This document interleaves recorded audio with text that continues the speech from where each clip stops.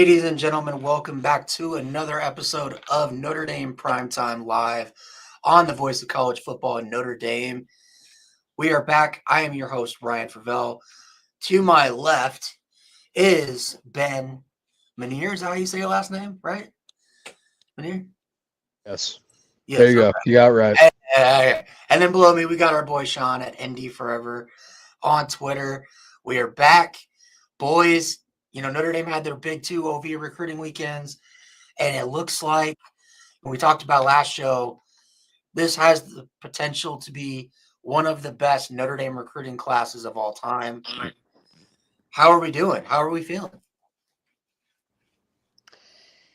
Yeah, I feel great. I think that we talked about last episode, it was either none or both of what we got, and we got both of them, and you couldn't have had a better recruiting week if you're a Notre Dame fan. You couldn't have had a worse recruiting week if you're a Penn State fan. So you love to see how the week went. 100%. 100%. How are you feeling, Ben? Did we go 4 for 4? Because we got Thom this morning. Well, 5 for 5. We got 5 for 5 because we got the tight end too. Yeah, we went 5 for 5. That's perfect. That is perfect. There's nothing better than going 5 for 5, especially against Penn State.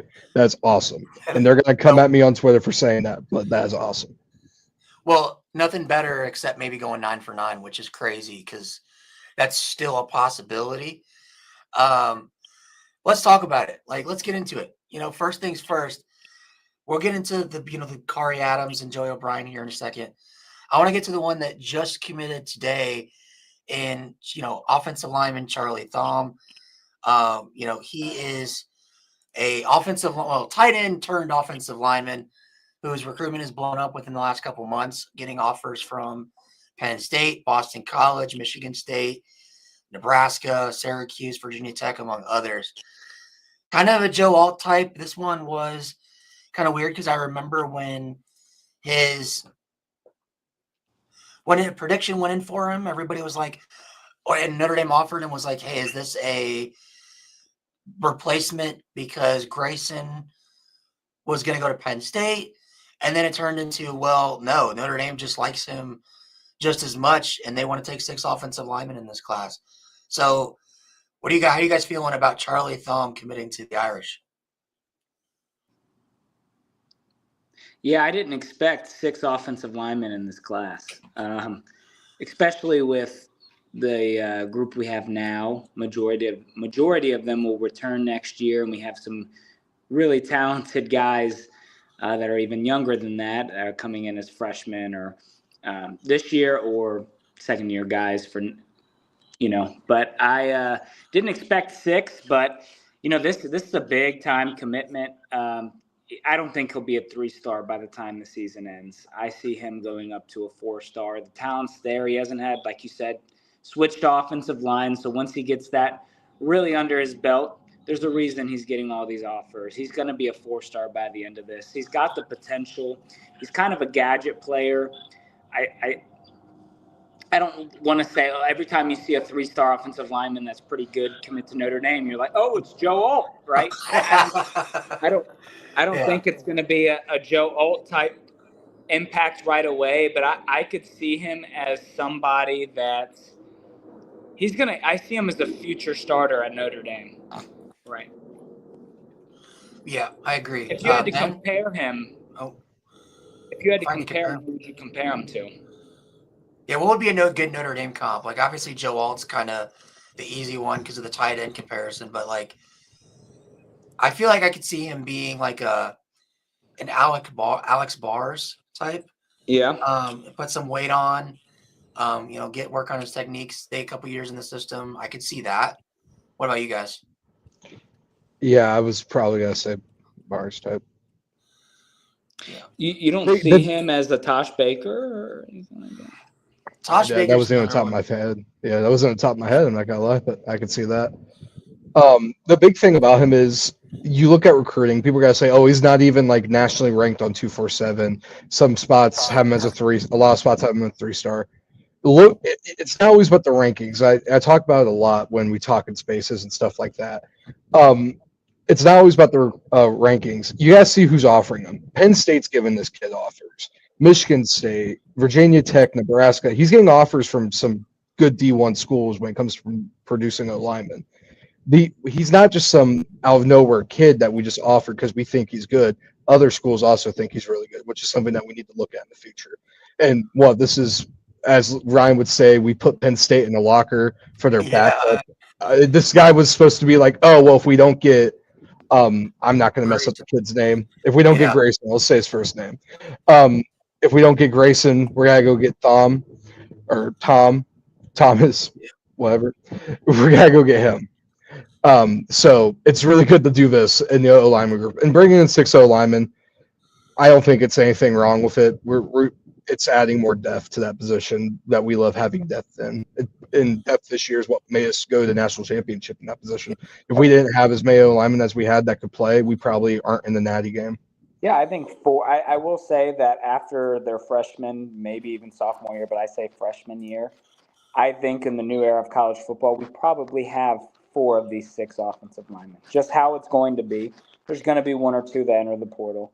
It's just the way college football has transpired. But is there any chance that you think with this tight end ability that I do feel like we're getting really good depth at the tight end position in recruiting? I don't think it's needed, but do you think there's any positional change like an Xavier Watts or something like that or Avery Davis where he just goes to tight end if it's needed? Or so I think he's going to strictly stay offensive line. Yeah. Just because I think Notre Dame's fine at the other spots. You could even argue they're fine at offensive line, but again, that depth. Like Marcus had said, when you lose Charles Jacobson before the season, you realize how lucky we were to have an Anthony Knapp locked and loaded. Ashton Craig goes down. We're lucky to have, Pat Coogan on that offensive line. We were so fortunate with the amount of injuries that we had on that offensive line that we were just able to plug and play. I know. I wish Pat Coogan never left. Yeah, even though, with the depth we've had, he probably wouldn't be a starter this year. Just the leadership he had, it's hard to see some of those guys leave after what they did during the season last year. This offensive line group's good, like you said. I do have a hard time imagining who the starting 5 is going to be, and that's not a knock on, we don't know who it's going to be. I think it's just we have that many good offensive linemen that Emil Wagner's going to start, Ashton Craig, right? All these players, but you don't know who is going to be. You don't know if Will Black's going to start. You don't know if Gerby Lambert's going to start. You don't know if they're going to move, certain players inside. Jagasaw is likely inside, but this is how good that group is. So I agree with y'all. It's super talented. Thing we could watch with him here, and maybe it comes sophomore year. I don't know if they'll trust a freshman with it, but sophomore year, if there's still a lot of depth there in the O-line, he could be put on certain packages, like goal line package where your guy would run a bootleg out to the right, and you have a disguised O-lineman come in, catch a pass. It's something that's where it comes to getting these tight ends who want to switch to O-line. You get those options. So maybe that's something that we look at in the future. Yeah, for sure. All right, let's get into the next one that Notre Dame and Marcus Freeman stuffed James Franklin and that bald head of his into a locker again for. We didn't just stuff him into locker once, not twice, not 3 times, but 4 times. And the next one we'll talk about is Grayson McHugh. We talked about him a little bit, last week's show. All of us talked about the potential 5-star capability that this kid has, playing only 1 year of offensive tackle. And he works on his technique. He gets his weight right. What's crazy is we talked about him he would be a 5-star in 27. I legitimately think he could be a 5-star or at least very close to a 5-star by the end of his senior season before he gets to Notre Dame. This kid is just an athletic freak. What do you guys think? No, but I do think he's an athletic freak, right? I don't think 5-star, right? I mean, Yeah, I do. I think he's got that potential. Michael Mayer's a 5-star. He's not Michael Mayer, right? He's gonna be good. I see him starting at Notre Dame. I don't say that often. You know that, Ryan. Usually, Yeah. I could see him as a starter. He's a freak. He's like a. It's just tough because you look at like Michael Mayer and Eli Raridan are two completely different players. I view him more as an Eli Raridan, somebody that who was a freak, was a lower guy on the rating scale, injuries or not, and then came in. People knew he'd be good, and he's just been consistent. He was tight end 2, and now he's going to get his chance to be the starter. I see a similar path here.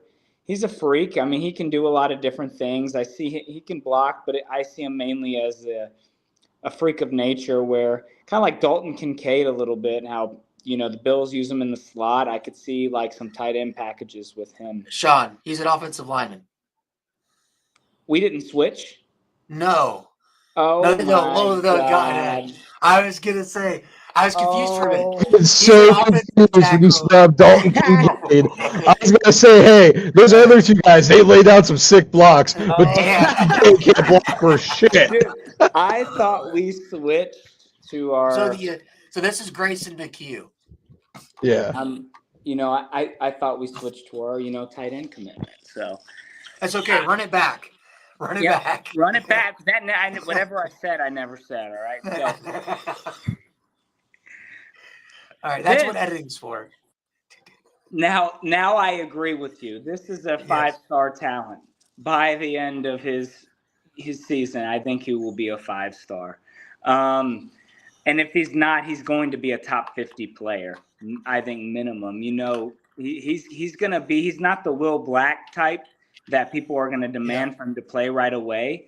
But I could see him being the right tackle after Emil Wagner's gone. Yeah, that I agree with. And Ben, what do you think? What are your thoughts? Like, my big thing with it is that whenever it comes to recruits, I don't really care about the rankings. The rankings can go as far as we want to take them. It's about how they perform. But I do care about how other schools are seeing them, because at the end of the day, how not just us, but to schools like Texas, they're still. He took a visit to Texas this weekend. He's still doing his visits. He canceled his Texas OV. Are you sure? Yeah, he canceled it. Because 247 says he took one on the 20th. Oh, no, he was supposed to, but he canceled it. Oh, he never took it? Okay. Well, point being, he was supposed to take a visit to Texas. Texas sees this kid, and they're like, we want this kid as well. And that's the whole big thing, that we beat out Alabama for this kid. We beat out Penn State, put them in the locker. I don't know why we care so much about it. But he's a kid at a position where it's all about reputation. It's about playing that position. You get better as you play. It's not like wide receiver where you have to be a certain amount of speed, or you have to be a certain amount of height. You have to jump so high. It's all about how many times you play in that position. And if we can get him in as a sophomore, that would be good. I think that we can get him on some packages. He's a freak athlete. We saw the way he was doing backflips and shit. I shouldn't have said that, but the way he was doing backflips. And realistically, if he's not like in football, like, we need a forward on the basketball team. Like, he looks big enough. Have him go crash the paint a few times. Have him go throw a few bodies around down there. But, yeah. I think this is a great pickup. I could see this being possibly the best O-lineman we get. Like, at the end of all of it, he could be the best O-lineman in this class out of all of them we got, just from looking at the pure athletic ability. Easily the best offensive lineman in this class, I think.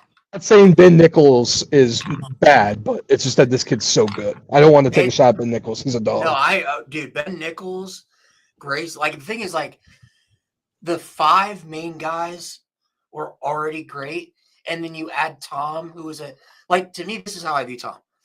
Thom is a guy that Notre Dame in previous years would have taken as like their 3rd or 4th best offensive line, right, in the class. Thom is your 6th. And he, I can see Thom would be a good pickup at most mid-level Power 5 schools. Yes. He'd be probably your 2nd best O-lineman at most mid-level Power 5 schools, maybe even your best at some schools like Northwestern and Nebraska sucks, so Nebraska. At those schools, Thom would be probably one of the best O-linemen you can pick up, and he's our 6th best guy. That's a big pickup there. Like, I don't think people just see him at the bottom of the chart and they think, oh, like he's a bottom. No, like he's a very good alignment. He would have been a pretty good pickup for most Power 5 schools. Oh, 100%. 100%. All right, let's get into the next, few big ones. We'll start off with Kari Adams, the elite 5-star caliber talent out of Loyola in the DMV area. We all talked about it is DMV. It is DMV area. I'm from Virginia. That's the DMV right there. That's what. Well, he's from. Okay, Loyola. What is it? Bakersfield or whatever. Yeah, it's close. It's close enough. Yeah, it's close. Yeah, yeah. Okay.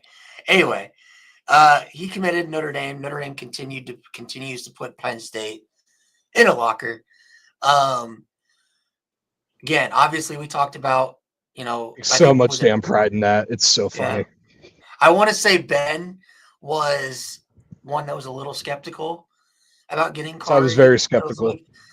And now that we do land in Ben, what are your thoughts? It's a great pickup. I definitely thought that the big thing with Kari was wherever Javion was going. That was my big thought. That maybe, and I kept hearing like, oh, well, he's got to go wherever Javion Osborne goes. And just realistically, getting to at least top 50, top 40. I think he's a top 40 player in the nation. It's very hard to do that all in one weekend. Like, this is a big weekend. Yeah. Just look at the way he plays and look at the teams that were offering to him.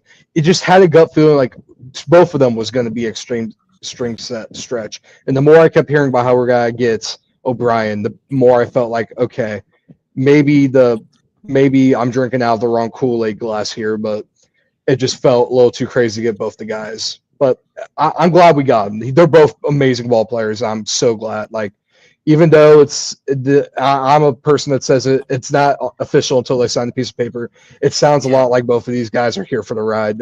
It sounds like both of them are done with their recruitment. Yeah, I haven't been this excited about a corner commitment since Christian Gray, and I think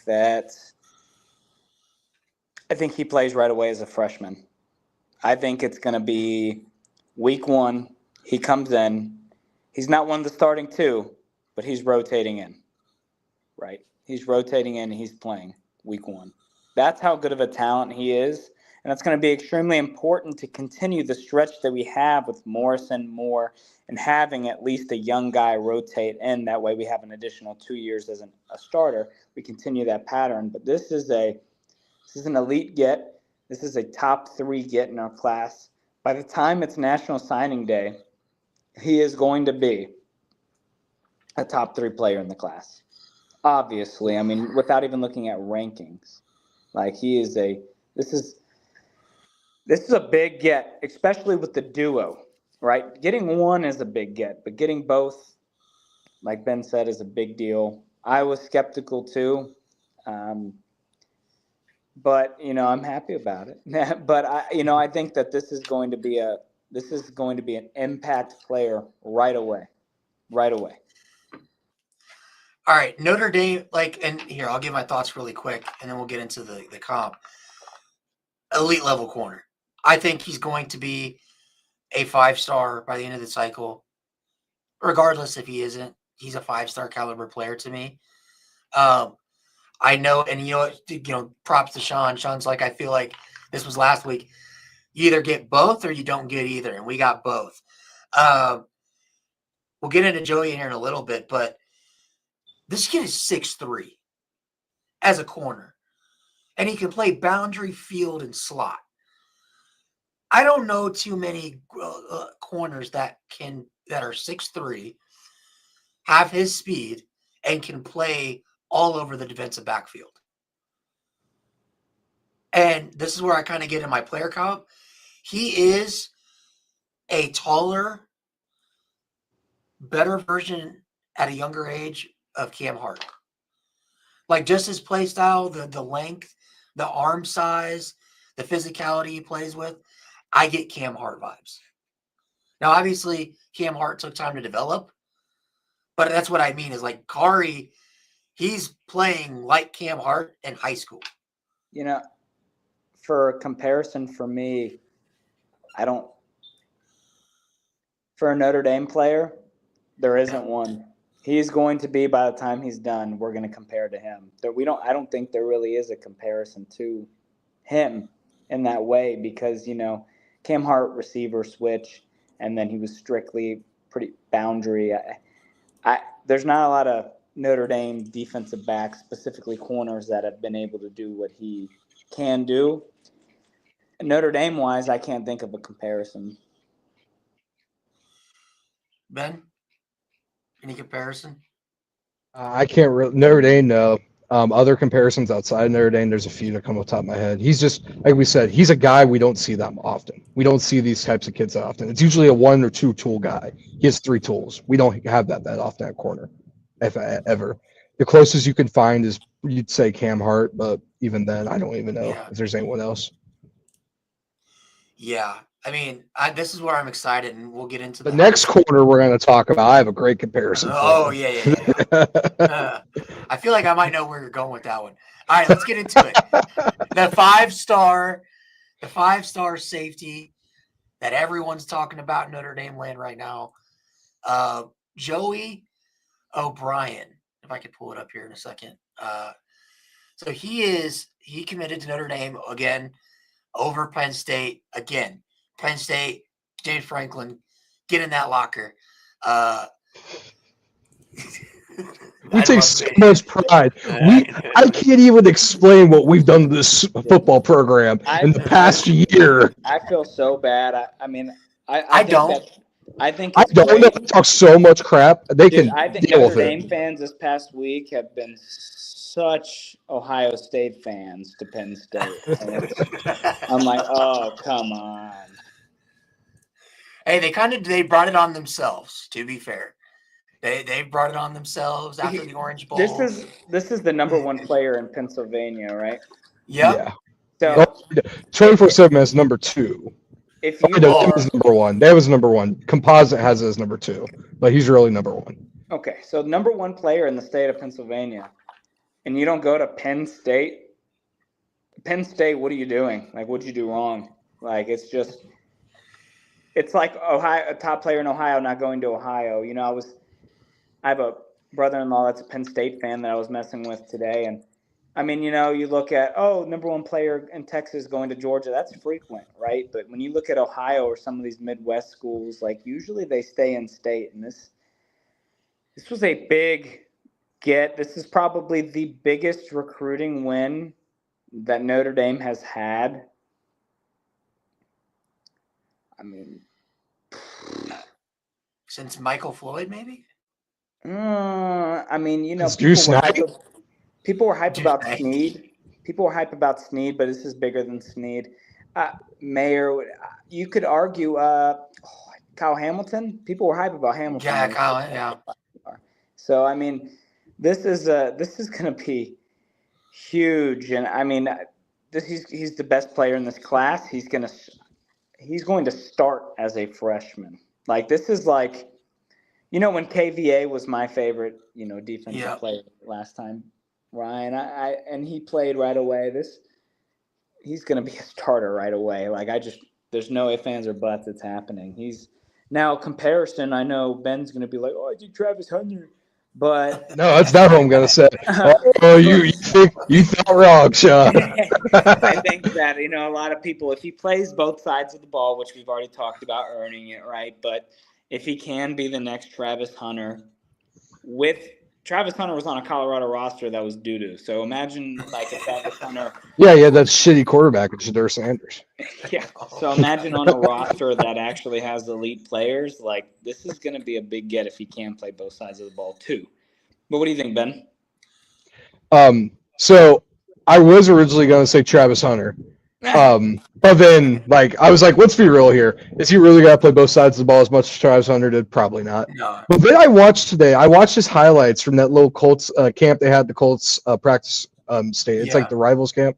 I don't remember what it was called. I don't really care enough to remember what it was called. But his highlights, it reminds me of when Sauce Gardner had his highlights get posted on YouTube. This kid is so much. Like, his length, his ability to move reminds me so much of Sauce Gardner early years at Cincinnati.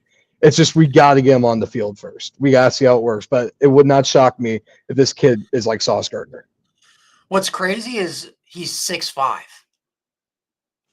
He is 6'5". He's taller than Gardner, and he has a longer reach than Gardner. But Kyle Hamilton was the same exact way, right? But the thing is, like, and obviously the clear. I don't know if Hamilton had his speed. That's the thing. Is like, obviously, as a Notre Dame fan, the first thing that goes to mind is Kyle Hamilton. What was the main knock of Kyle Hamilton coming out of college? The speed. Right? The 4 or 5. Like, and he fell in the draft because when the dude literally had in-game. I think he has in-game speed, but pure speed, no. But Joey O'Brien. He's a gamer. He's a gamer. Yeah. That's really what it is. But the once thing you is, put pads on, his speed stays. Unlike other people, his speed goes away.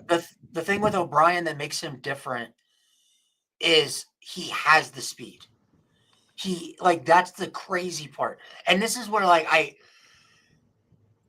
most people you hear 6'5" corner. Most people are gonna laugh because they're gonna think that dude's slower than crap, right? Especially going up against 5'9". Like you watch the clip of him today at the Rivals camp in Indy. He's going up against top 100 receiver, and the kid's 5'9", and his whole thing is he's a burner. And Joey O'Brien is sticking on him like white on rice, and that's just crazy to me. Is Notre Dame going to play him at safety or corner? Well, they should play him at corner. I don't think he should play safety. I think it would be a misuse of his talents if he plays safety. I think corner is the best place to put him. I think they're going to let him play both sides. I think now, obviously, I don't think it's going to be Travis Hunter levels. Let me get that out of here. But I think they're going to let the plan is, hey, we're going to let you play receiver when you get here. You can, go out there and run some routes. We're going to let you play corner. We're going to let you play safety. We might let you play some nickel and kind of let him find what, him and the staff think is best for him. The real big thing with this is to notice with the Travis Hunter stuff.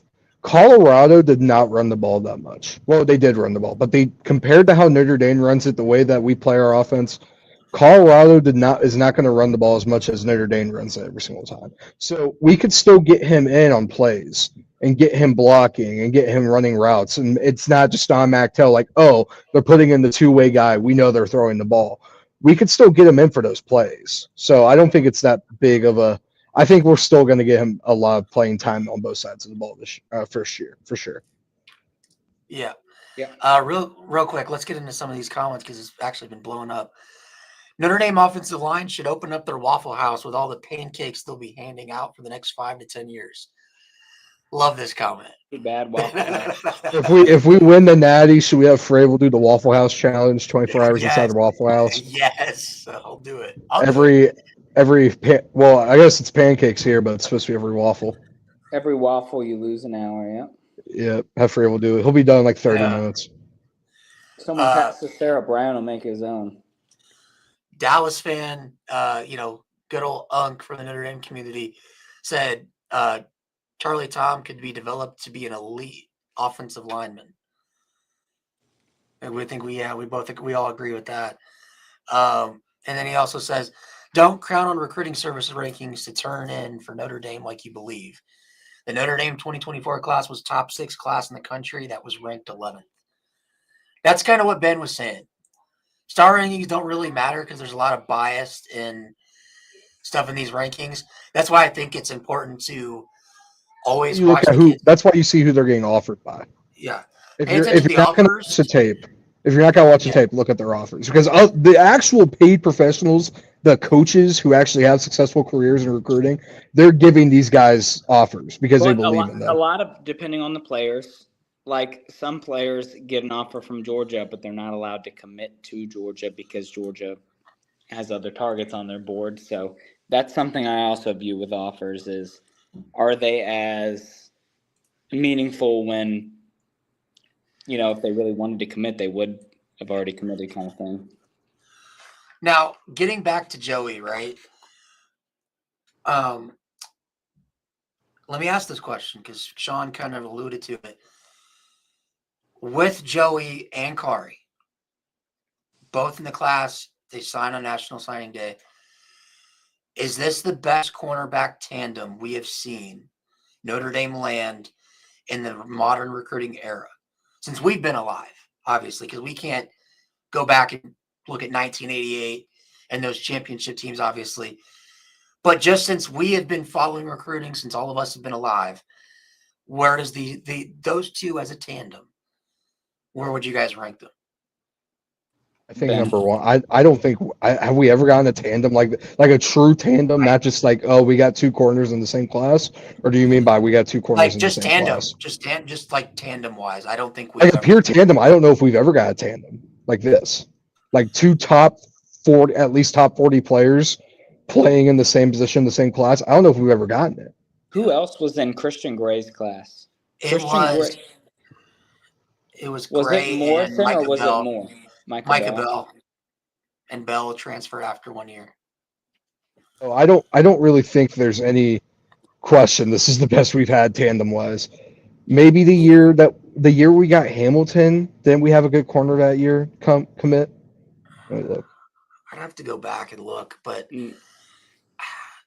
I think Hamilton this is was my thing. Like 2020. 2019. 2019. I don't know. Like I don't want to throw this word loosely because I think it gets overused a lot in sports talk. I look at these two guys and this recruiting class as a whole, potential to be generational. Like, this is what guys like Joey O'Brien and Kari Adams is what we envisioned when we were all sold on Marcus Freeman being the head coach at Notre Dame. And I think we can all agree, while the recruiting and the player development and the depth and the talent on the roster has improved, I don't really think that, and just in terms of like the national narrative, right? The caliber, like getting those top 30 players to Notre Dame, it's still been a struggle. But I think this is where we are now, is what we were sold on with Marcus Freeman, and it's finally starting to pay off. Yes. You make the natty, and now the face has been on Freeman. The kids are starting to know him more. The shown success with him now.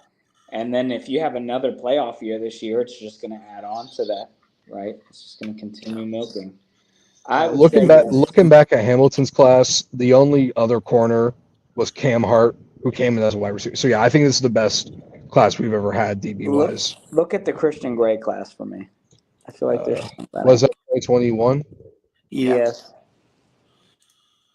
Yeah, but I do think this is, if play him at corner instead of safety, the best corner tandem.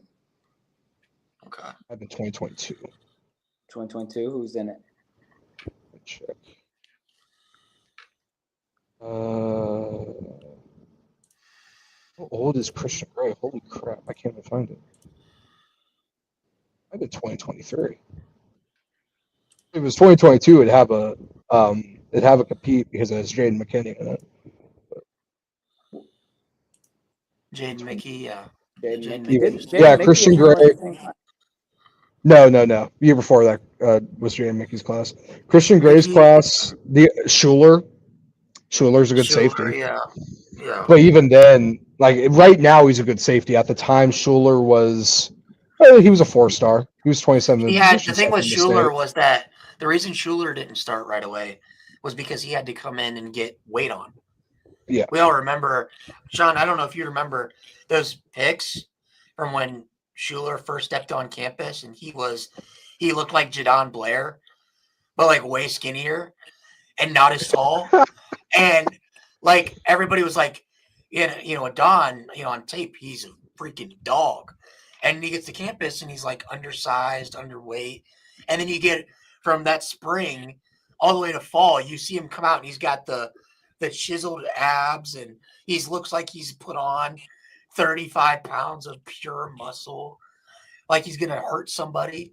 Like, that's what's exciting though about like getting Joey and Kari in, is like they're already freakishly developed. Now I will say this: if looking at this class, if we were able to get Peyton Bowen, if we were able to get him, probably would have been a competition for best DB group that we got. But of course we didn't get Bowen. Bowen with even with Bowen struggling. No, I'm talking about ranking wise, like coming in. Oh, okay, yeah. There's probably going to be one of these two guys that struggle early. I don't know if both can come in as freshmen and pick it up right away, but there's. I think Kari, if we're being real here, Kari Adams will end his career as a great Notre Dame defensive back. It's just got to be a question of how long it's got to take for him to get the opportunity. That's the other thing too. Yeah. Go ahead, Sean. Is that crazy for me to say that I think Joey O'Brien is a generational prospect? I can't call you crazy compared to the Sauce Gardner. It just depends. If he plays both sides of the ball, then I would say generational. But if he's just a safety or corner, I mean, generational for me, I look at the Trevor Lawrences. I look at the Adrian Petersons, or like some of these like big guys that, like even to be honest, hype it up or not, Quinn Ewers was a big prospect. Like everyone's like, oh, he's a generational prospect. So generational is very hard to throw around. I think that he could be if he plays both sides of the ball. Travis Hunter is when he was the number one commit, everyone knew he was the best player in that class. That's generational. So it just depends. All right. Let's get to our final commit from the weekend. One that I know me and Ben have talked about. We're excited for because of who we see in him in his game.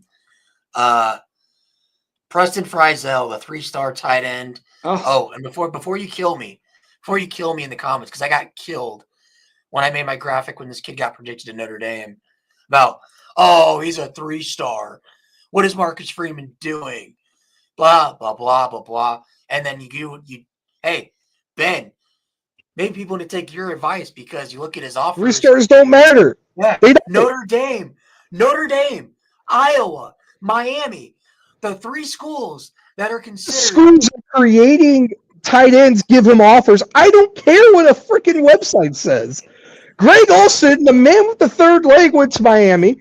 To Iowa, competition for tight end U next to Notre Dame. And then tight end U offered him. I don't care what a freaking website says. Tight end U is Iowa. Sorry, hate to say it. Yeah. It is Iowa. I like to be favoritism towards Notre Dame. But I've already given my spiel on this commitment when I got confused. So same thing I said earlier is how I feel about this commitment with the Eli Raritan thing. So I already gave my spiel with this. Yeah. So for me, I'll go first with this one. I'm super excited with Preston Fryel. Like, I get it. Like he's more of like a big slot than a tight end right now. I know I'm trying to think of his last name, but Jamie did kind of a film breakdown, and he's an elite ball catcher. The only question mark is him being able to get that blocking ability that you need from a tight end. But, man, just the receiver ability. We've been wanting Notre Dame to be more explosive in the pass game. Having guys like Preston, and it's specifically a Denbrock-style offense, Denbrock does better with a tight end that can move and catch than he does with a guy like a Michael Mayer, right? Like a Michael Mayer he's a great tight end, overall tight end. He's not a Brock Bowers. He's not, some of these guys that go out there. Like, yeah, he's not like – that's what I see with Preston Fryel. If he's developed right, I see – and we've talked about this – I see Tyler Eifert all over it. Like the ball skills, like I see it. You're throwing around these legend names. Yes, I know, but like that's the whole point, man. Like if I'm giving an ND comp, Tyler Eifert, no doubt. I say Eli Raritan. But I also said Dalton Kincaid, very similar, a guy that plays in the slot, a very big receiver. I'm not going to say the Bowers either. Ben, what do you think?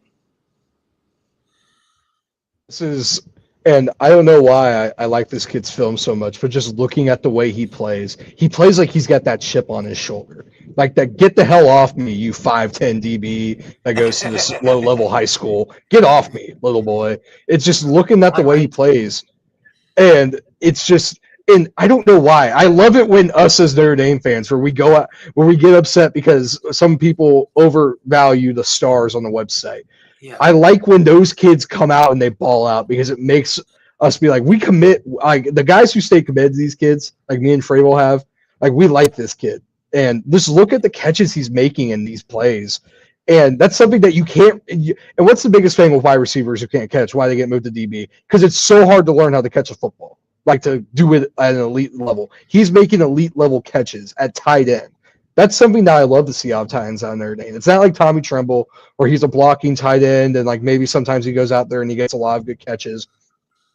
He's catching the ball and he is bursting down the field against these high school players. It might not happen in college because he's got to be playing tight end, but he's going to be a great ball catcher. It's got to be something good. And if Fryel wants to say Tyler Eifert, I don't know why I'm about to agree with Ryan Fryel, but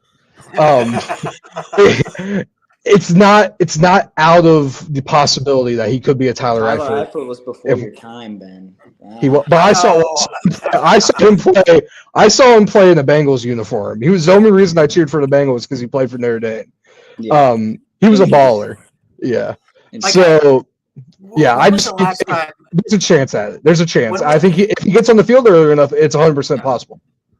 When was the last time? What is going on? What? Hold on a second. What is going on? Okay. Oh, here we go. Anyway, hold on 1 sec for me. That. I'll be back. I gotta. All right, you're good. You're good. But the crazy part is though, like, that's where I was like, I don't know. Because, like, obviously, like, it's going to come off bad when I say this, but I don't mean it this way.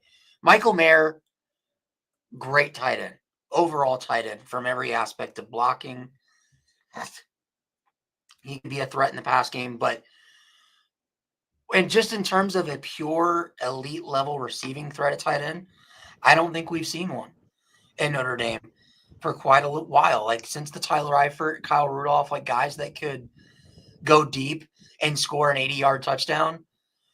Like, I think that's Fryel. Fryel can do that. And I think it's so refreshing to see that because we've been stuck with guys that are great blocking tight ends. Tommy Tremble, Durham Smythe, Brock Wright, Michael Mayer, Alize Mack.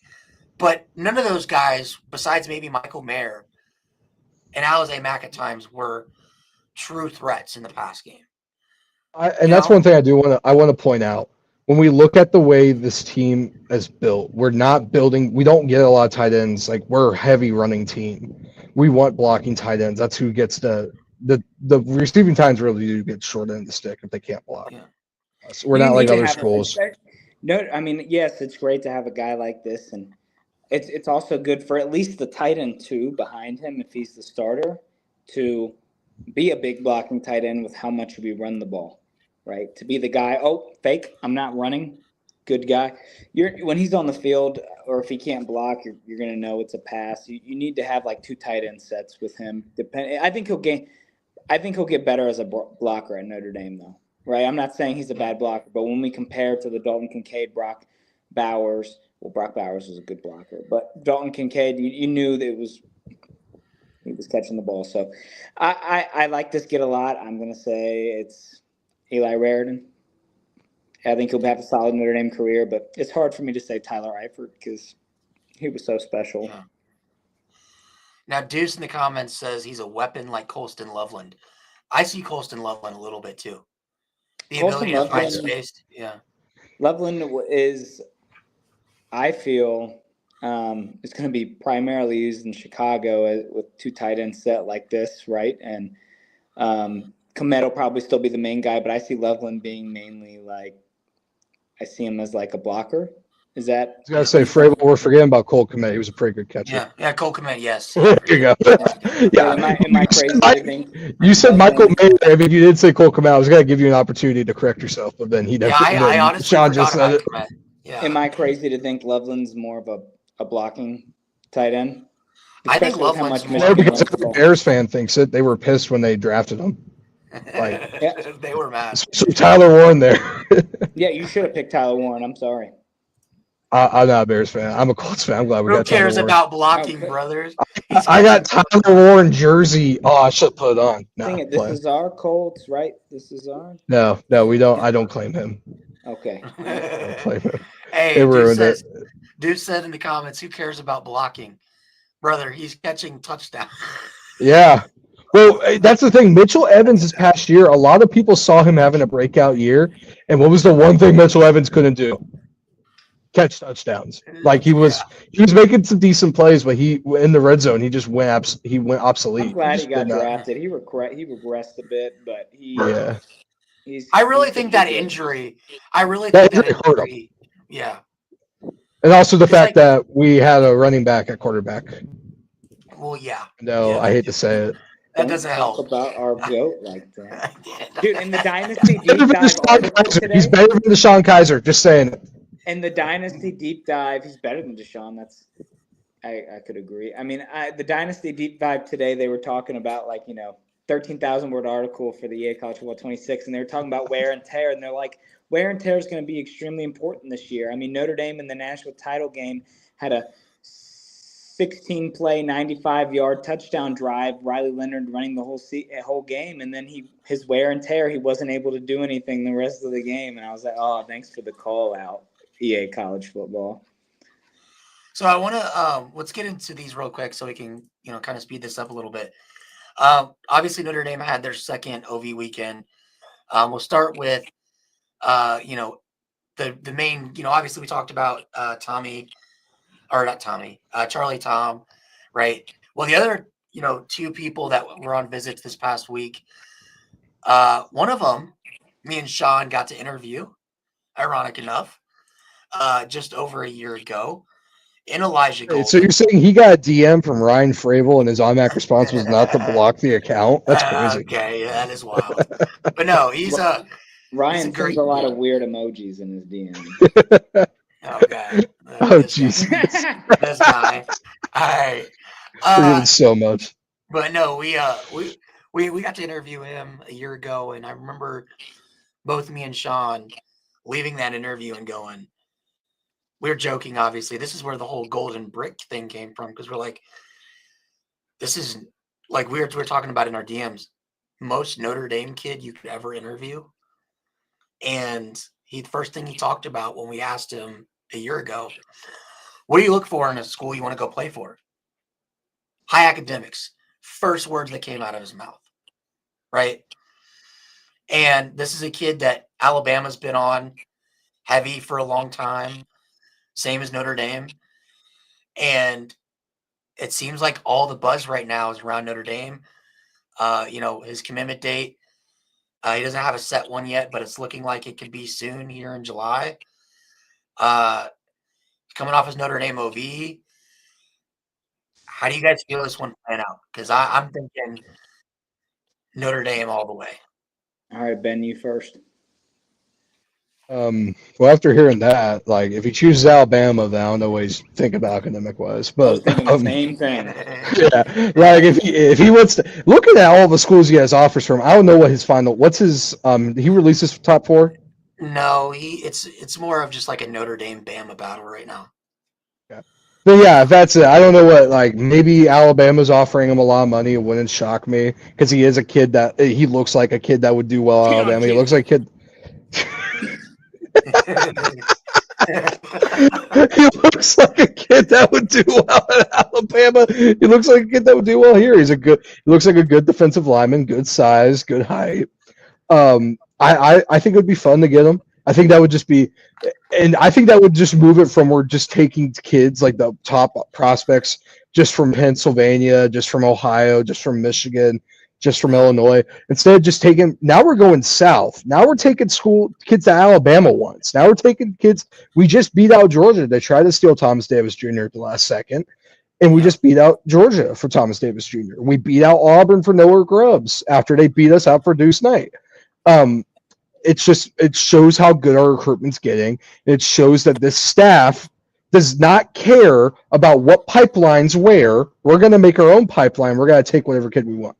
And that's why I wanted this foundation. And also, if he cares that much about academics, I love him. He's a Notre Dame kid. Then I want this kid on the team. Give him $2 million. Give him $3 million. Hell, give him Marcus Freeman's house. I don't care. He cares about academics. He wants to show how much he loves his school. Give him Marcus Freeman's hairline. He's ready to go. I'm going to upset you real quick, Ben, because you're talking about against SEC schools and winning recruitments. I don't know if you remember Brock Bowers' recruitment, but Notre Dame was neck and neck with Georgia for Brock Bowers. Right? That's going to upset you. But I think that you're right. Well, I think not specifically this year, but the last 2-3 years, mainly I'd say last 2 years, you can see like the Kedron Youngs. You can see the Jeremiah Loves. You can see us beating out these SEC schools from the South and winning these recruitments to bring them in. His last name's Golden. How do you not go to Notre Dame? And I was going to say the same thing, Ben. I don't know what you're thinking about academics. If Alabama's your option, he must have been joking. So, I'll ride and die by this statement. Only reason we lose to the SEC schools for recruits is because they were allowed to pay players before we were. So, only reason why. Whenever we're allowed to start paying players, Nick Saban wants to retire. As Shane Gillis would say, Indiana Saban over there gets all mad when we are allowed to start paying players. Go ahead. I will say, go ahead, first, Ryan. I was just going to say really quick, with Golden, if you remember, Sean, when we interviewed him at the time, he was a 5-star. He was the number 1 D tackle in the class. He was at IMG at the time. And, he got injured, transferred to Cardinal Mooney, and, his rankings went down. But I still think he has that, that for 5-star capability in him. I think this would be an absolutely massive get. You already have Ebenezer Ewatade and Rodney Dunham, Tiki Hola, and you add Elijah Golden to that. We've been trying to come up with nicknames for it. I think we've kind of decided the Wall of Gold. Yeah. If Golden commits, that's the Golden Wall. If Golden commits, the nickname is going to be best defensive class in the last 10 years. I do think, so where do we think this goes? Do you think Notre Dame or do we think Bama? Notre Dame. I still feel after our interview and after everything, I've never not thought Notre Dame. I still, until otherwise, I've felt, especially recently, how do you not see the buzz, right? This is a Notre Dame kid. We've talked about it. He's going to Notre Dame. This is going to be the best defensive class in the last 10 years. It's just so tough. I don't know. Do you see him more as in a Viper role, or do you see him more as an edge? He's a interior end. So kind of that Riley Mills type. Not Riley Mills. Bryce Young, right? Like a Bryce Young. Okay, yeah, I was about to say I don't see him as a Riley Mills, but yeah, this is going to be a uber talent. And Ben, on to your point, I want to ask you a question with it. You mentioned the McDonald's bags and stuff. Do you feel that Notre Dame is in a better position recruiting before or after NIL? After 100%. Well, okay, to be more exact, I think we're better after for a lot of reasons, just outside of NIL. I think we're better because we have a better coach and we have a guy who actually can talk to these players and it's an ex-athlete who went to the pros. Even if you feel like you're not getting well with a player, if a recruit isn't, you call in Marcus Freeman. Marcus Freeman's gonna be like, hey, I've been in your shoes. I went to a top program. I went to the NFL. I tried to make it work, and this is where I can help you lead you away from these mistakes. These are mistakes I made. But also at the end of the day, and it's gonna sound like I'm a child when I say it because I'm gonna say it was unfair, but it was pretty obvious that certain schools south of Kentucky were allowed to break certain rules and not get in trouble because they threw one school named Tennessee under the bus so everyone else could do it, and for every sport. So I feel like now that it's all about recruiting, about the school, and all about that and how you're going to play, I feel like as long as we could stay even, we can offer the same amount of money as every other school. That's why I think it's better now. Okay. So Ryan, how do you think the Golden commitment? Do you think This would be a top 5 player in the class, top 3 defensive player in the class, top 10 get. How would you? With Golden? Yes. If we were to land. I think it's hard because you already have Kari, J.O.B., Dunham, and Owatade. All 4 of those guys are ranked as top 40 recruits. I do think, though, Elijah Golden is on that same level, just if he can stay healthy. So I think he's a top 5 guy in the class, no doubt. Our 100%. strength and conditioning is the perfect strength and conditioning to keep him healthy. Yeah, as a certain person in Notre Dame Twitter would say, if you know, you know. Ben knows who I'm talking about. Don't talk about that guy. We don't talk about that guy. Not from these parts. I think this is a great get, though. If we do land him, and I do think he goes, I'm going to put a golden brick. I'm going to say bricked up. Confidence level is 9. 9. Yeah. Real quick, we got some more comments coming in. We got some freaky athletes in this class. I see a lot of draft picks. I do too. 100% agree. Ben, I see the smile and I see the joke. I see it. Bro, just make a Miami. Don't make a Miami rap video. Don't make a Miami University rap video, please. We can't get that. We can't go through that right now. Can't go through it right now. God, please no. Oh, by the way, side note, Notre Dame got a 5-star long snapper. We've done that before. Clap it up for the long snappers, man. Please don't make the 5-star we get. For God's sakes, get more 5 stars in the 2027 class. I remember when, 4 years ago, I think it was Rhino, if I'm not mistaken. Yeah, it was. But that was the only 5-star we got in that class, and I was like, come on, man. We got to do better than a 5-star line. What probably happened was that we had, Gino hadn't come in to throw because, he's a 2027 kid. He hadn't come in to throw, and he's like, maybe he could play quarterback, but we'll give him a long snapper offer for now. Yeah. Gino probably hadn't come in and throw. Hey, man, long snappers are people too, all right? Yeah, they are. They get a pro bowl spot. They get an all-team spot. Yeah. All right, and then we got one more. Do team recruiting rankings and player rankings matter if you get the guys right? No, they don't. They really don't. What is it? Your favorite saying, Ben? 3 stars can play like 5 stars any day. 3 stars can play like 5 stars. 5 stars can act like 3 stars. It doesn't matter. It matters if the kid wants to play and how good he is at his job. And I don't want to make it sound like I hate all recruiting sites because I do, but I don't want to make it sound like that. If we didn't have these recruiting sites, no one would care about stars. They would care about who's offering him and what these coaches are saying about him and how much effort they're putting into these players. And that is the biggest problem with this whole recruiting thing, with recruiting sites. We get mixed up in all these stars. I'll make jokes about how USC overpaid for that one kid they got from Ohio State. He was only a 4-star, but that's just to tick off USC fans. I actually don't think he's that bad. I think he's a pretty good player. And looking at the teams, he got offers from great schools. But the recruiting sites it's like they're just saying, oh, he's a 4-star. Why do we want him? We only want 5 stars? Why does that matter? Well, go ahead, Sean. Yeah, I completely agree. The right guys thing. You're not going to land 25 stars. You're not going to land every 5-star.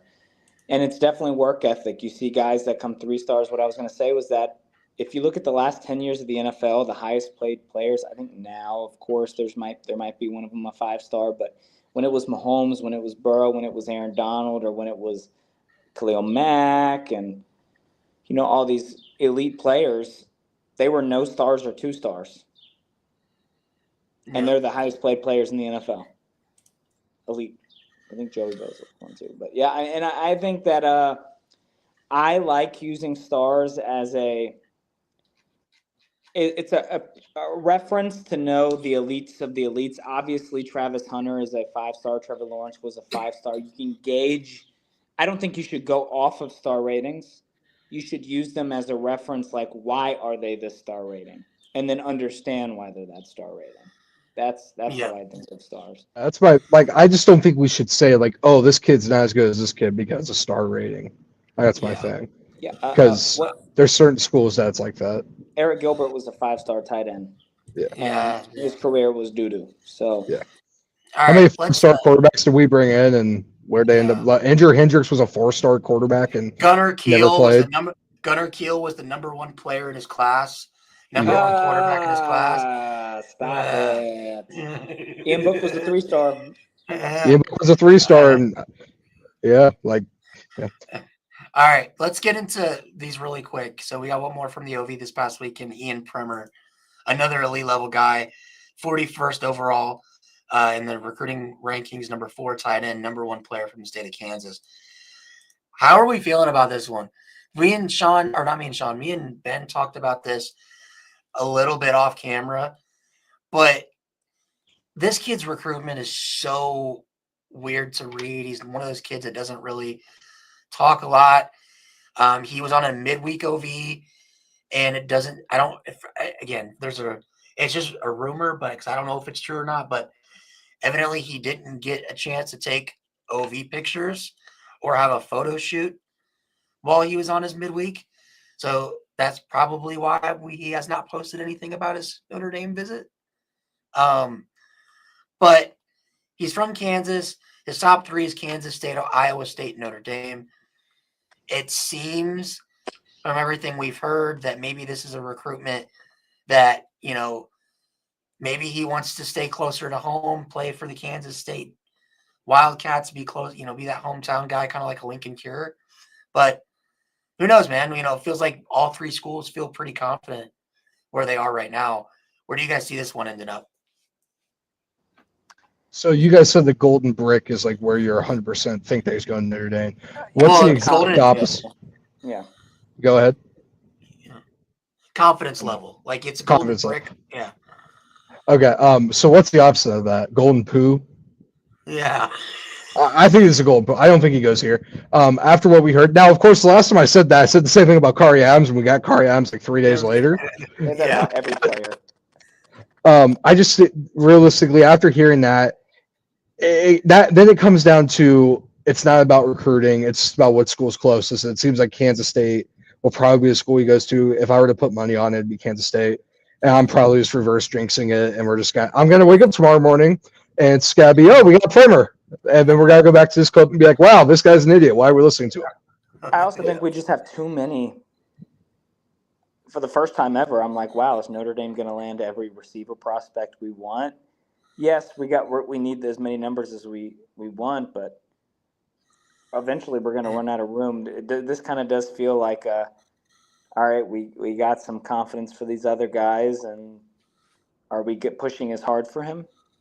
Right? Oh, no, we are. He's a tight end, and this is the staff would take all 3 tight ends if they wanted in. That's because of how good Primmer is and Jacobson. And so it does make me think realistically, if we got certain things do have to come into it, does Primmer think he's not going to play early on if he comes here? Yeah, I mean, because if looking at Kansas State, I looked at their lineup earlier when we were talking about it. I don't really see anyone that I think Primmer couldn't beat out as a freshman to go start at Kansas State. Maybe Lincoln Cure. State. Maybe Lincoln Cure.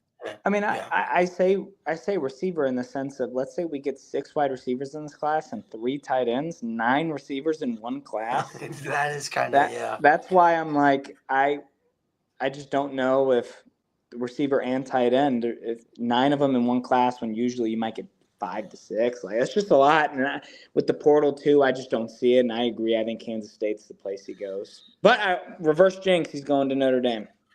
Yeah. I'm in the same boat. I don't see him at Notre Dame. I could be completely wrong. I just think typically when you have these kids that are very low profile, they don't talk to the media very much. They're not, heavy on social media. It doesn't always work out for the teams that are further away. So I agree. I think Ian Primmer ends up at Kansas State, for sure. And then, all right. Wait, real quick. Sorry. Yeah. If he goes to Notre Dame with how little press he's getting and how little fans might know him compared to others, wouldn't it be ironic that he'd be the best tight end in this group? That if he commits to Notre Dame, that's just how it is usually. Yeah. Sorry. Another thing, we got a question about this in the comments, so I guess we'll answer it. How do you guys feel about Kon Finley? Now, before we go, there was a prediction, and On3 Crystal Ball was put in for Kon Finley to land at Notre Dame while he was on his Texas OV. Nasty work by On3, by the way. So from everything, it seems like he's trending Irish. Yep. When Daddy Mike Singer puts in a prediction and Steve puts in a prediction, you know it's. People can't talk about Mike Singer. He can't talk about him. It's actually in the court that's why I case. brought it up. It's in the court case. I think that he's Irish. I think we might realistically land every single receiver prospect that we want in this class. It's really feeling crazy. That's wild. Yeah, and I think it's going to happen. I mean, usually it's like you might not land one. For Notre Dame, it's usually like you'll land none and then have to get like a KK Smith or like, it's just not knocking on KK Smith. He's super talented, but I'm just saying like he was not the plans early on that year, right? So I think that we're going to land every one, and he's Irish. I mean, you're coming off a Texas OV for a player that everyone's like, oh, will he stay in Texas? And I mean, if you're getting prediction to go to Notre Dame from that and the legacy thing like we talked about, this is a golden brick right here. This might be my version of the jinx because I think last week I sat here and I was like the only one that was like, I don't think we get Finley because I was so scared about this OV this weekend. Texas getting the final shot. Texas brings out the Ferraris and the Lambos. And I was just, it seems like Notre Dame really pulled far ahead for this kid. Ben?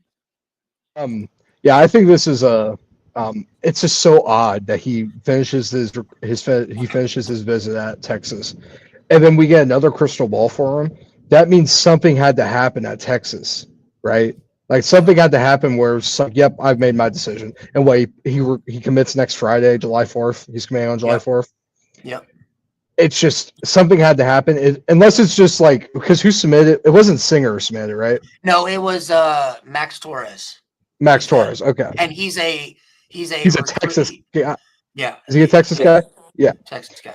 It would just be so, and maybe he's just trying to like get a little bit off of it. Maybe he's just trying to get clicks because if you're a Texas fan, you see one person say Finley's coming here, and then it switches. Like maybe he's trying to, but it's just so odd for that to happen. So I think it wasn't even after his visit. Kon was still in the building. When this came out. Oh, okay. Put all the chips on black. He's coming to Notre Dame. If he doesn't, then I'm going to I'm sending every Texas fan to the casino, and they're going to gamble with my money because that's the only way he does not come to Notre Dame. Then I didn't even know he was in the building. I thought it was the end of his visit. Yeah, he was. I want to say that means something. He's like, oh, this is a no doubt or no shot. Like he's going. Yeah, I got all this hype. We're not going to get him. He's got to go like Arkansas or something. He's this random team come out of nowhere. Hey, Ryan, I completely forgot. And gosh, where does Dad play? His dad played at Texas. Texas. I'm pretty sure I was following the father thing, very similar to Thomas Davis. I just wanted to make sure. Yeah. Some reason Devin Fitzgerald didn't go to Pittsburgh. What the heck, Devin? The final prospect, and then we're going to get to our final topic. We got an update. It wasn't really the one that I think a lot of Notre Dame fans thought we were going to get. And obviously another tight end prospect in Evan Jacobson. He was on his OV with Joey O'Brien and Kari. Seemed like everything went well.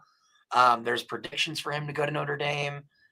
And it seemed like with all the momentum, it was like, oh, Jacobson, he's going to Notre Dame. I know there were rumors that Jacobson was a silent and everything in between. And we're sitting here, a week after Joey O'Brien commits, and he drops an update of a top 4. Now let me kind of set the stage.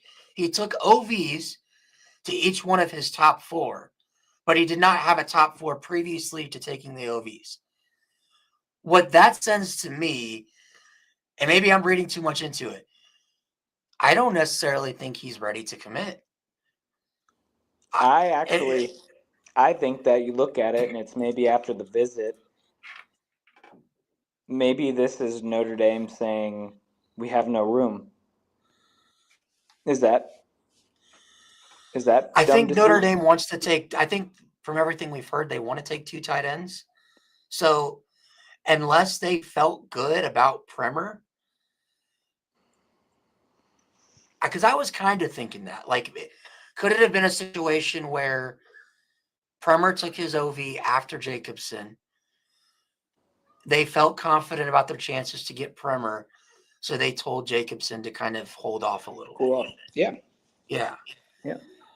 That could be it. Realistically, this could also be a thing where we wake up one like July. I'm gonna say an exact date. The exact day he's gonna post it on Instagram. We're gonna wake up July 17th, and we're gonna wake up to at Evan Jacobson commits so and so. We're gonna wake up that day. It could be one of those. It could also be like how we said. Maybe they're telling him to hold off. Maybe it was a silent commitment. Maybe all this. It could be something where we go all the way until signing day. He still has teams he has to pick from. That's the thing with recruiting. It's such a long process. Even if you get guys to commit, and like even when you get them to post on Instagram, you don't see a lot when they do like their actual commitments, like in person, like in high school, like on 247. You don't see that a lot. They switch over, but it could be one of those where we wait all the way until December and we don't know where this kid's going. And maybe we're still in the race. Maybe we don't get Primmer, and maybe Jacobson's a guy who we bring in for visit. We still bring him in for visits come football season. We don't really know. We'll see how it goes. I don't think we're out of it by any means. I think we could still. I think we should still be favored parts, because if it's really about playing with the best, I think he's going to want to come here, and he's got to want to compete, because even then, I think he gets time to play coming in. Probably sophomore year, I think he could be a good tight end for us to play. And so as of right now, it's from everything we're hearing, it's a Notre Dame A&M Iowa State battle. Now his top 4 is Notre Dame, A&M, Iowa State, Stanford. I almost wonder if there's a potential for us to drag on into the summer, maybe into the fall, because maybe it's just me, because I don't see Notre Dame finishing their entire recruiting class before the season starts, which if everything kind of stays how it is, that would basically happen. So I don't know. Like I said, maybe we're reading too much into it. I've been saying I think he goes to A&M. I don't see him at Notre Dame. I love the kid. If we beat A&M this year, maybe he's like, oh, hey, I want to play for losers.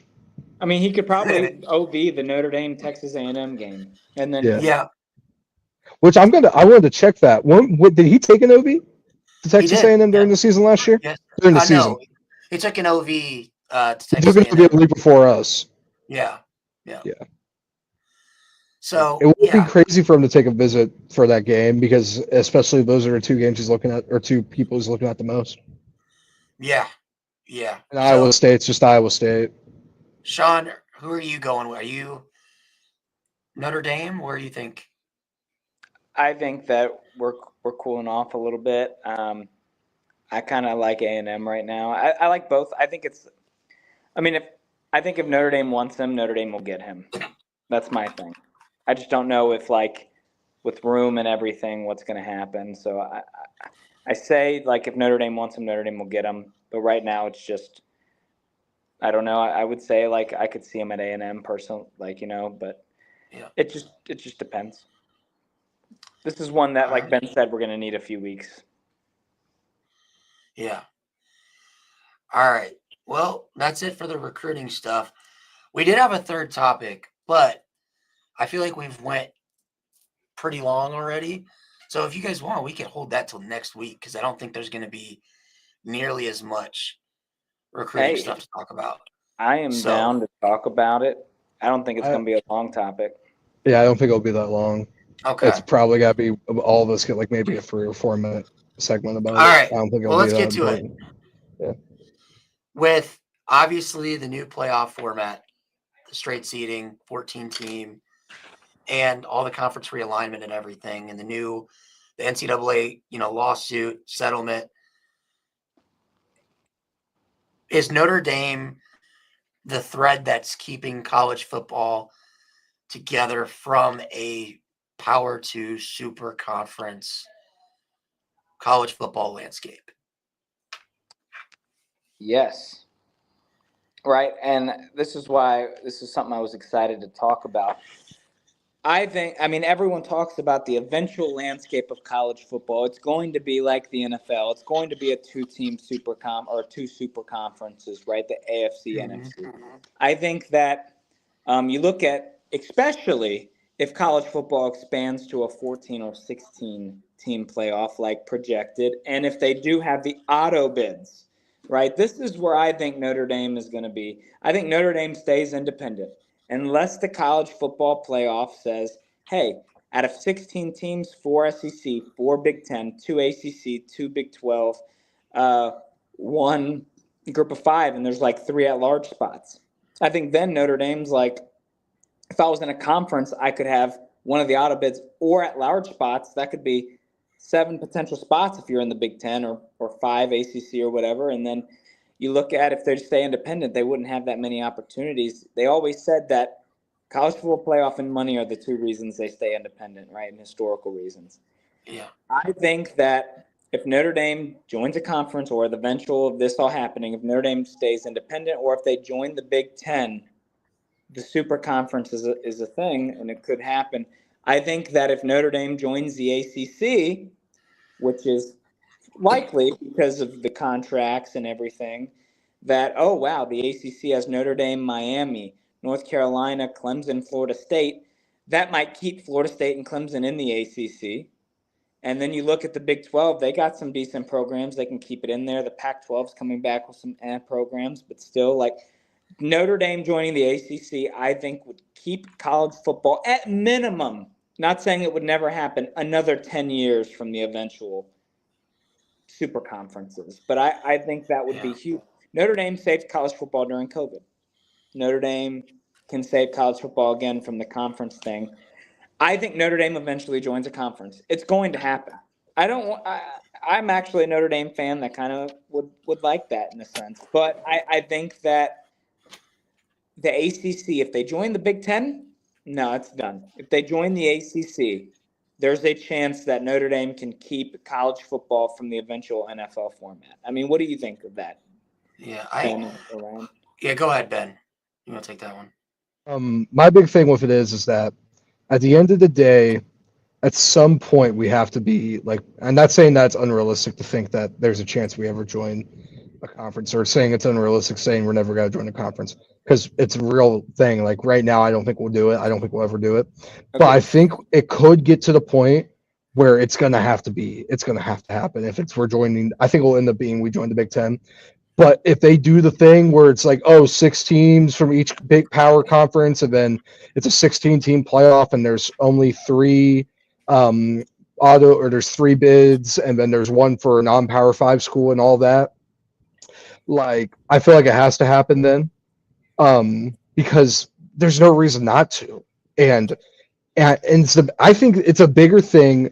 I think these schools don't want Notre Dame to join a conference. And I don't think the conferences want us to join, because they know they're going to have to pay like a decent amount. I kind of like how the whole Ohio State or how Clemson, Florida State were with ACC. They're getting a little bit more than the other ACC schools just because of how big they are. Yeah. I think it's got to be the same thing. I don't think the conference want that to happen. I don't think college football wants that to happen, because, and me and Frable, we got on this topic a few days ago about how Notre Dame, we don't really have a state that we dominate fandom in. Like Indiana, yeah, most people, they're big football fans, Notre Dame fans, but all around, like it's IU, Purdue, Illinois, it's a lot of Syracuse, even though Frable says they have Notre Dame flags in Champaign, Illinois. In Ohio, it's all Ohio State, Michigan State, Kentucky. Notre Dame's everywhere. Yeah, but that's the thing. It's an all-around thing. I don't know. It's just something where keeping it independent keeps the idea of that we could still reach every part of our fan base, because we're going to go to California, and we're gonna go south. We're gonna do a game in Arkansas this year. We're gonna go Midwest when we play Navy, or is it Army? Whichever one's up in New York area. Point being, we're gonna be able to keep doing that. And that's something that I think is going to happen for us to join the conference. And I think it will be something in the fine print of our contract. Yeah. So I don't think we'll ever join conference. I think we are the reason that we'll never keep our conference. I think if they're able to get Notre Dame to join the conference, one of those two conferences will become the power conference. I'll say this: if Notre Dame joins the Big Ten, it's over. Yeah, it's over. Like, it's legit. Like, because the thing is, right now, who else not necessarily has the same level of brand recognition as Notre Dame? Like, they're up there, but they're not Notre Dame, right? It'd be what? Florida State, Clemson, like, and that's kind of really it. Nice. Like, basketball would be Notre Dame, Duke, obviously, but like, I don't think and the SEC has already came out and said we're not interested in Florida State and Clemson right now. The Big Ten, we're not expanding until Notre Dame joins a conference. Yeah, because there's a reason for that. They want Notre Dame, and they don't want to add so many teams to where they don't have a spot. Yeah, they rejected Oregon and Washington at first because they were hoping for Notre Dame. Until Oregon and Washington came back and said, hey, we'll take a reduced pay to come in. That's the big thing. And we're like the hot chick at a frat party. Everyone wants us. They all want us. And it's going to be whichever conference gets us. SEC's made clear they don't want us, actually. So I can't say everyone wants us. But Big Ten wants us pretty bad. They want to add Notre Dame because they loved the amount of viewership they got from the Ohio State Notre Dame series. They loved it. The amount of wasn't Ohio State Notre Dame week 3 was the most watched college football game that year. It was watched more than the national championship. I'm correct. Yeah. That was one of the most. They want that. And I can tell you this right now. NBC wants it 100%. Because then they have Notre Dame, who already on a contract, and now they have Big Ten already on a contract. They're combining both of their sources then. So it could lead to them paying Notre Dame less money, or it could lead to them paying Big Ten less money. It saves money somewhere. That's brilliant. I mean, it's tough because it's going to be ACC or Big Ten and the eventual of it happening. ACC, we already have the deal through, so it's like that could be an easy merge, but that way, maybe there's a way with NBC that all Notre Dame games are still on NBC/Peacock. We join the Big Ten. We still have our rivalry with USC. We bring Michigan back. We travel West Coast. We travel back. We can have a non-conference game in the South or something. I mean, I think that the Big Ten is the most. That's tough. I was thinking ACC was most likely because of the contract, but when you bring up the point with the Big Ten and the NBC, that might be the game changer for why it would be or could be eventually the Big Ten. And the other thing is, you can ask Fryel about it. I hate the ACC contract. I hate it. I hate it for basketball. I hate it for baseball. I hate it for football. One reason I hate it for football is because they screwed us with the Clemson series. How does that game not count? Clemson's still going to get that series, and the ACC still got to get their viewership from those games at Clemson. It's no different. I hate for basketball because it changes the way our program works. When we were a Big East school, it was about getting players and making them better. Now we're turning into the ACC, where it's about how fast can we turn guys from college basketball players into NBA prospects, which I don't like in college basketball. I hate it in baseball because ACC baseball is just such a hard thing to watch. You can't watch it anywhere. You have to have ESPN Plus, and half the time they don't even have it. Yeah, I mean, for football, it's different. Notre Dame will always be that brand. But, Ryan, you were saying something before we talked about Oregon and Washington about the eventual Big Ten. And I don't think Notre Dame should ever join the ACC in football. I think Notre Dame saw the writing on the wall with that conference back when they decided to sign the part-time agreement. And I think Clemson and Florida State are already leaving. At least now they don't have a home to go to because that contract expires in 2031. And Florida State fans say it's so easy being independent. Why don't they just go independent? They say it's so easy. Yeah, I mean, Florida State and Clemson go independent. Like, if they leave, though, my thing is this: would Notre Dame joining the ACC be enough to keep Clemson and Florida State? No, because what it would do What it would do, and this is why, because I've asked Florida State and Clemson fans, what it would do is the ACC now, with their new contract, the money is divvied up based off of who gets the most viewers. So that to make Florida State and Clemson happy. The problem is if you add Notre Dame, who's going to get more viewers? Notre Dame or Florida State and Clemson? But likely them, because they'd be playing Notre Dame once or twice a year. So, like, they would get more. We would stay the same. Well, so the other thing with that is, and I've talked about with a few Big 12 fans and a few ACC fans, and this is a crazy idea, and we could just skip over it after I say it. There's a chance we could end up seeing like some sort of collusion between the Big 12 and the ACC and making more, if it goes to two power conferences, seeing those conferences go together and trying to keep up. Because what's the biggest problem with the ACC? They have good top schools, but everyone else is dog crap. What's the problem with Big 12? They all beat the hell out of each other. They're all good in their own rights. They're the middle of the pack schools that the ACC needs. Yeah, it's the difference between all of them. Yeah. So it's like both these conferences have two deficiencies. They offset each other. What about? So, I've heard that before. I mean, the Pac-12 is coming back. Well, not as many with good schools, right? But they signed an agreement with CBS through 2030, right? That Pac-12, maybe they, I'm interested to see, like, because Notre Dame will eventually have to, whether people like it or not, especially with the playoff format. If they do auto bids, which I do not agree with, because I would hate if the fourth best team in the Big Ten was Washington at 8-4 and they got in, but the third best team in the ACC was a 10-2 Louisville and they didn't get in. That's terrible. But if they did these auto bids, Notre Dame would have to join the conference. They'd have to. It's just a matter of who. And it's going to be either the ACC or Big Ten. It won't be anybody else. Yeah, I've seen some people say, well, why doesn't Notre Dame just join the Big 12? I'm like, no. That would be a death trap.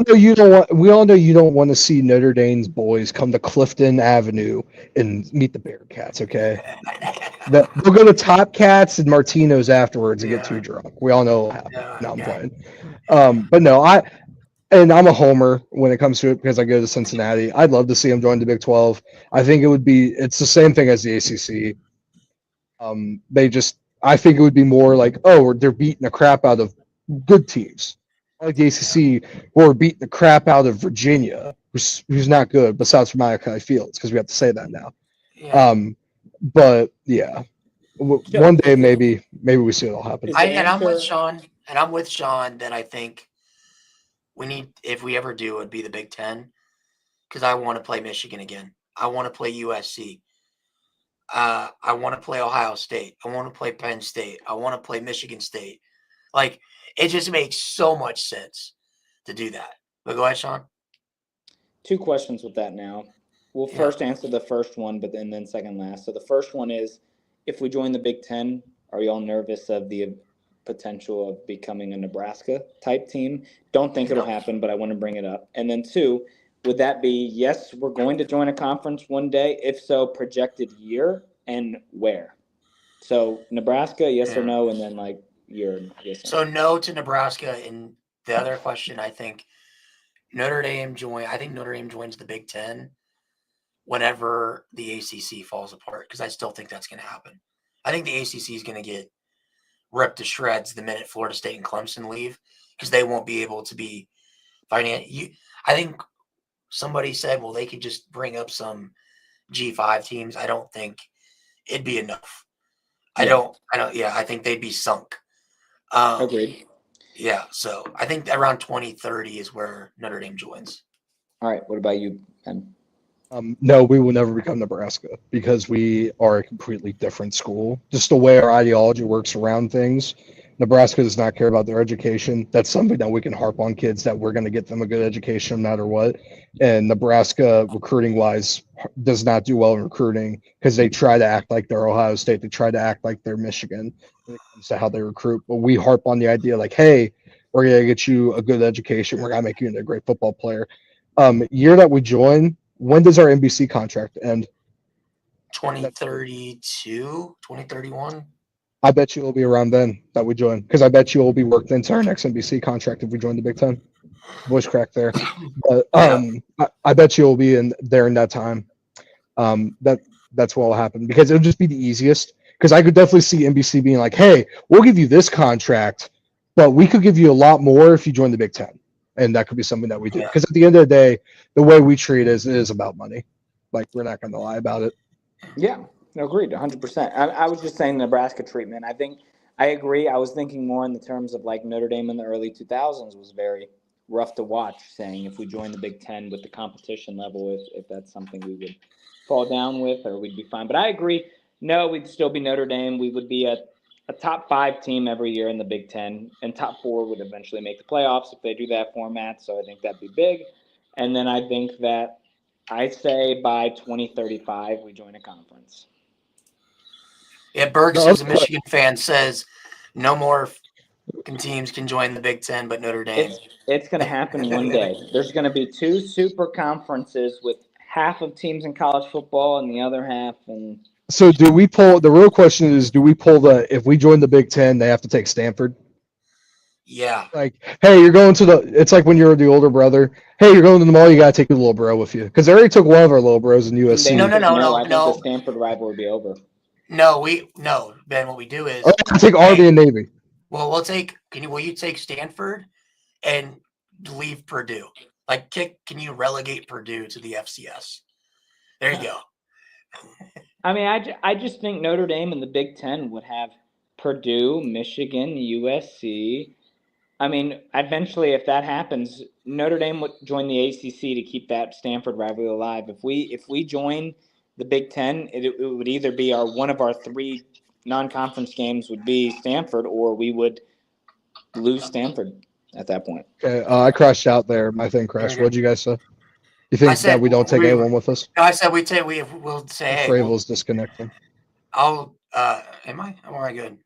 Yeah, we're good now. Yep, you're good. I said, go to the Big Ten, say, hey, take Stanford, but you relegate Purdue. Yeah, I'm wearing an IU shirt, so I can't make the IU joke. But we would have, Indiana, Purdue, Ohio, or Northwestern technically, but then you would look and you'd have Michigan, USC. The Stanford rivalry would be over if we join the Big Ten, unless we. Brooks does bring up a good point. Northwestern can go; like, they don't need the education. Yeah, they don't need to be there anymore. we take the academic part of Northwestern out. Rutgers could stay; they got a good wrestling program. That's about it. Basketball program's decent for Rutgers too. They got Ace Bailey and Dylan Harper for 2 years. Yeah.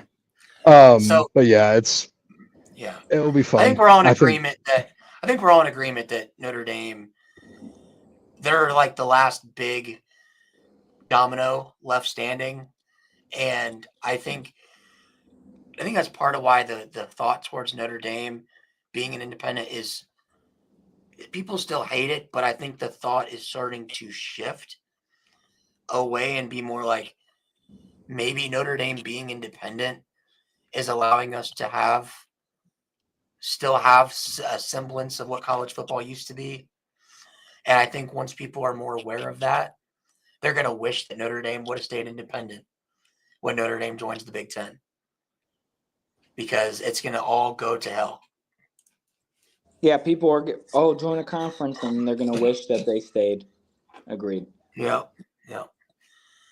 But yeah, I mean, I want some of these schools to go independent. Like, they say it's so easy. I just love it. Yeah, I mean, Notre Dame is the greatest because they're the only team that can do it and has done it. I think Ohio State and Texas. They could do it, but they won't. They've never been put in that position to have to. Yeah. I think there's. No, if Roll Tide Willie ever wins the lottery, I think Alabama can go independent. He can just outsource all that. I think there's maybe 3 to 5 schools that could do it out of the 164. I remember when Purdue was decent with Drew Brees. Instead of watching the game, we beat him. I'm in my dorm arguing with my ex. Jeez. I remember the stat that I love to bring up to Frable whenever he talks crap about Purdue. Purdue has more. Was it Drew Brees has thrown for more passing yards than any Notre Dame quarterback ever in the NFL because he passed Joe Montana. Oh, that's sick. That's sick. Drew Brees is good. But all right, guys. Well, we went for an hour and 35 today, but it was a good show. We got through everything we wanted to. Appreciate all 234 people that are watching right now. If you can, again, make sure you like, share, and subscribe. Go to the Voice of College Football Notre Dame channel. Let us drop a comment. Let us know what you think of the show. I know some people in the comments are asked if we would ever do a call-in show. Maybe. Probably during the season, maybe. Maybe. Probably not during the off season, but that's something we can definitely look into. I'd like to thank too the five viewers that Ben brought today. Yeah. Did a great job bringing 5 out of the 230 viewers. Good job, Ben. Good job. Yeah. All right, guys. Well, anyway, this is. Well, if we were to do a call-in show, we could definitely have Ryan hire someone just to screen the calls beforehand. So it's not like the Kith and Crimson Corner, where Frable just gets made fun of the whole time. Or we get Tyler from Spartanburg calling in. During the season, I could see more recruits too, so I could see more interviews. Yeah, for sure. But anyways, guys, great show as always. Make sure you go drop like, share, and subscribe to the Voice of College Football Notre Dame. I'm your host, Ryan Fryel, with my co-host, Ben Manier, and my co-host, Sean, at Indy Forever on Twitter. Make sure to go drop them a follow, and we will see you guys next week.